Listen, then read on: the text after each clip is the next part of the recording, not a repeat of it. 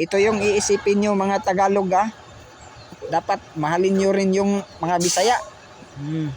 Kasi nga dito mga Tagalog sa amin sikat na sikat hindi namin ginugulpi Kaya nga kayo pinadalahan ng saging kasi mahal na mahal po kayo namin. Ayaw namin wala kayong panghimagas, no? O pinadalahan kayo ng latundan, gamot sa pagtatae. Pinadalahan kayo ng saba, gamot sa puso. Pinadalahan kayo ng gloria na saging, gamot din sa puso.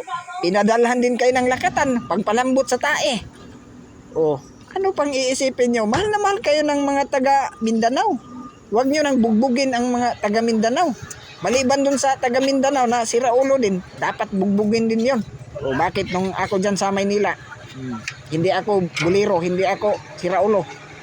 Laging nanghihingi ng Diyos Laging nanghihingi ng tinatakot, kinukuhanan ng saging. Huwag nyong maliitin ang Bisaya. Dahil kapag nakapunta kayo dito, mahal na mahal kayo namin.